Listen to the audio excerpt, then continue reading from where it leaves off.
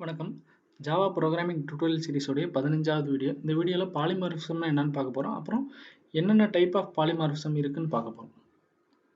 So poly அப்படிங்கிற வேர்டுக்கு அர்த்தம் என்னன்னா மெனி ஃபார்ம்ஸ்னு அர்த்தம். The ability of object to behave differently to different messages.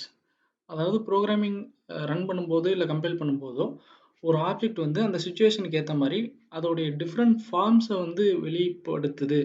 அதனால டிஃப்ரெண்ட் ஃபார்ம்ஸை காட்ட முடியுது அப்படின்னா அதுக்கு பேர் பாலிமார்ஃபிசம்னு சொல்கிறாங்க. அதை நான் உங்களுக்கு எக்ஸ்பிளைன் பண்ணுறேன்.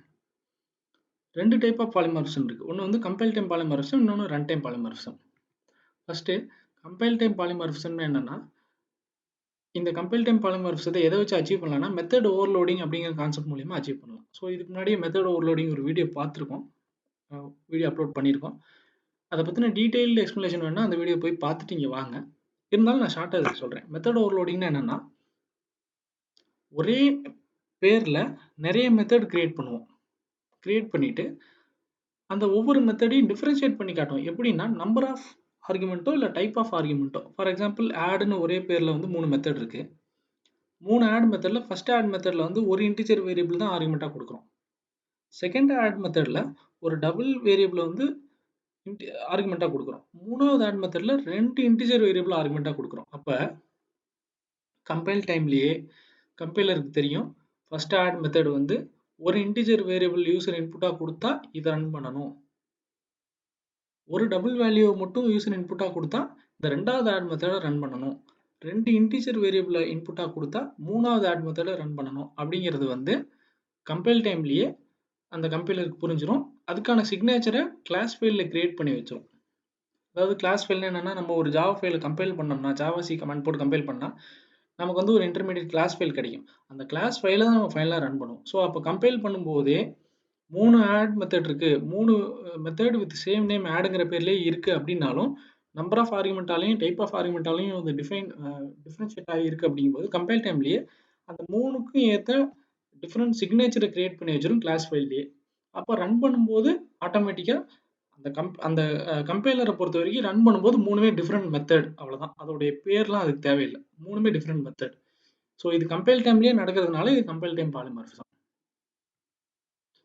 So method overriding. Run time பாலிமார்ஃபிசம்க்கு எக்ஸாம்பிள் என்னன்னு பார்த்தீங்கன்னா மெத்தட் ஓவர் ரைடிங். மெத்தட் ஓவர் ரைடிங்க்கு நம்ம ஒரு வீடியோ போட்டிருக்கோம், போன வீடியோ அதுதான்.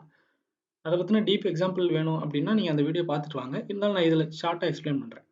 பேஸ் கிளாஸில் ஒரு மெத்தட் இருக்குது, ஆனால் எனக்கு வந்து அந்த மெத்தட் தேவையில்லை. ஆனால் எனக்கு வந்து அந்த மெத்தட் இல்லாமல் அதே பேரில் இன்னொரு மெத்தட் வேணும், அடிஷ்னலாக 4 லைன் ஆஃப் கோட் எழுதணும் அப்படின்னா அந்த பேஸ் கிளாஸ் மெத்தடு டிரைவ்டு கிளாஸில் நான் ரீடிஃபைன் பண்ணுவேன். ஸோ அப்படி ரீடிஃபைன் பண்ணுறதுக்கு பேர் தான் ஓவர் ரைடிங். ஸோ பேஸ் கிளாஸில் இருக்க மெத்தட் வந்து இங்கே ஓவர் ரைட் ஆகிடும். எப்படி வந்து நம்ம ஒரு எழுத்து எழுதிட்டு அதை ஸ்ட்ரைக் பண்ணிவிட்டு ஓவர் ரைட் பண்ணுறோம் பார்த்தீங்களா, அந்த மாதிரி தான் பேஸ் கிளாஸில் இருக்க மெத்தட் வந்து மறைஞ்சிரும். டிரைவ்டு கிளாஸ் நம்ம ரீடிஃபைன் பண்ணதுக்கப்புறம் கால் பண்ணும்போது இது மட்டும் தான் ரன் ஆகும். அதுக்கப்புறமா நான் பேஸ் கிளாஸ் மெத்தடையும் ஆக்சஸ் பண்ணால் சூப்பருங்கிற கீவேர்டு வச்சு ஆக்சஸ் பண்ணிடலாம்.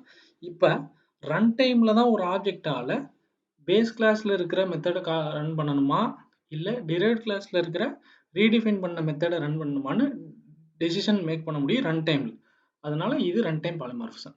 ஸோ இது ரெண்டுலேயுமே ஆப்ஜெக்ட் வந்து 2 வகையாக 2 ஃபார்ம்ஸை காட்டுது. அதாவது கம்பைல் டைம் பாலிமார்ஃபிசமில் 2-3 ஆட் மெத்தட் இருந்தாலும் கொடுக்குற இன்புட்டுக்கு ஏற்ற மாதிரி எந்த ஆட் மெத்தடை ரன் பண்ணுறதுங்கிறது வந்து கம்பைல் டைம்லேயே காட்டுது. ஸோ அந்த இடத்துல 2-3 ஃபார்ம்ஸ் காட்டுது, 2-3 ஃபார்ம்ஸ் ஆஃப் ஆட் மெத்தட் காட்டுது கம்பைல் டைமில்.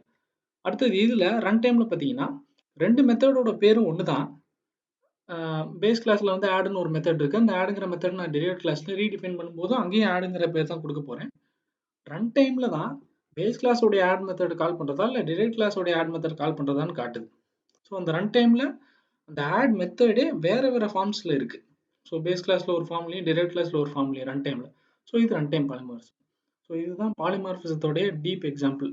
ஒரு ஆப்ஜெக்ட் வந்து behaves differently with different messages is called பாலிமார்ஃபிசம்ங்கிறது தான் கன்க்ளூஷன். இந்த வீடியோ உங்களுக்கு இன்ஃபர்மேட்டிவாக இருக்கும்னு நம்புகிறேன். In case any queries you can leave comment below. Thanks for watching. Keep supporting us.